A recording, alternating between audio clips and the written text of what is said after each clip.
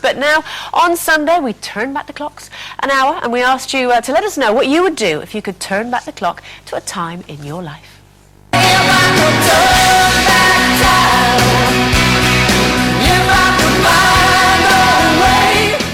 And you've been letting us know. Thank you to all of you who've been emailing in. We've got this one, is from Mark, and it says, if I could turn back time, I would have met my wife-to-be, Stacey, earlier.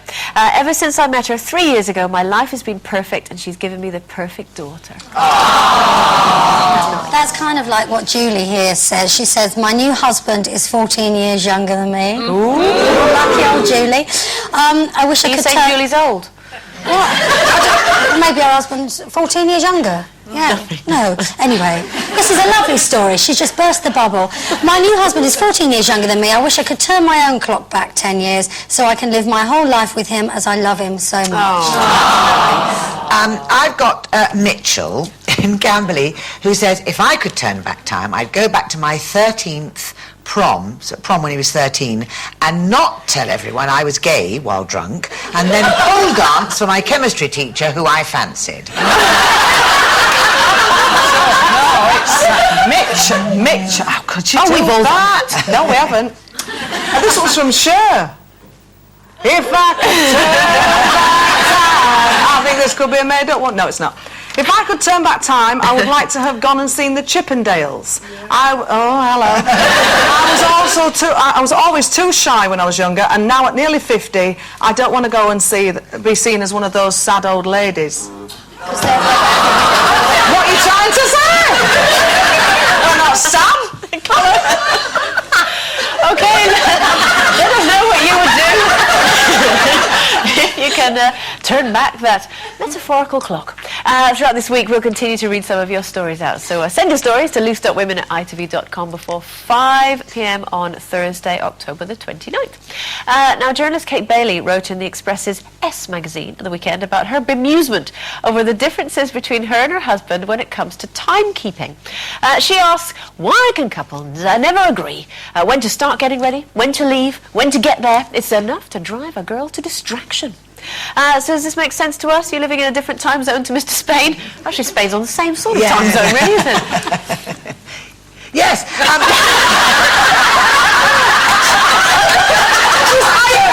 zone to everyone else, I was just thinking about Saturday night, actually, in our house, where I've got a son who's on shifts, work in a hotel, a stepson who goes out and stays out all night, and me, who is a very light sleeper, and Mr. Spain, who's come back from Spain, whose friend didn't turn the clock back, so woke us up at 7:30, but I got woken up at midnight by son coming in from shift, who then didn't go to sleep until 4, so woke me up turning the television off or putting it up or getting it wrong. So I woke up at 4 and thought, oh, it's time to get up. Oh, no, it's not. It's 4 o'clock. Just about to go back to sleep, and heard his guests, whoever they were, leaving, and stepson come in and go to bed, which kept me awake for another half an hour while he went to the bathroom, what have you. And then Mr. Spain's friend rang us at 7:30, having just got back to sleep because he thought it was 8:30 because he hadn't swapped his clock back. So by which time I'd given up entirely. And I'm exhausted just listening. Can I just say, because I'm in a house with a toddler who doesn't sleep, I kept thinking it would get better. No, it gets far. Let me tell you, you know when they say, oh, is she sleeping through yet? Yeah. My beau is 10 and she's still not sleeping through yet. Oh, no. Seriously, whether it's a cough or a nightmare or a wee, it's always wandering around about something in the night. And also, I mean, Paul's an insomniac as well, so... And we should let him get up with... But he's usually up because he works on different time zones because he's got business in China and he has to talk to American people as well. So he'll talk to China at 4 in the morning, inevitably have an argument with them, and then, you know, the American people at another time of the day, and then Beau's up. So in order for me to get good sleep, I go to bed about 9 o'clock. I could, you know... I thought you were going to say, I check into a hotel. That's where I'm going wrong. I'm actually living with them. That's hard work, isn't it? Well, you've got kids as well, haven't you? Amy is a nightmare. Love her, but she's a sleep nightmare. And we've tried everything. I was chatting to some of my sort of mum friends last week, and one of them said, what you need to do is you need to change the reward and change the punishment, because if they get used to, you know, but basically what I do is you get a treat if you stay in bed all night, and if you don't stay in bed all night, I'll take something away that you like. We kind of do it that way, and she doesn't care. So it just means she's up all the time, and I try and protect Steve from it because he's working more than me. So we're kind of all on the same time zone. We're just all knackered. How are you both with timekeeping? Are you and Steve? He's do you really leave the good house with at the same time? timekeeping, and I make up for it by not being. Oh. Yes. He's the one sitting in the car revving it, and I'm going, stop revving the engine! Exactly, and I'm sure it's because we're never late for work, are we, girls? We're always quite punctual like that, and in work we're never late. So I think in our kind of private, personal lives, we just kind of fall apart a bit. A little bit. Well, yes, well, Ed and I are on same time zones at the minute because I've been doing my night job, you know, my singing, and he's in the searches, Glad you obviously. clarified that. Not what you were thinking. My other job. Yes.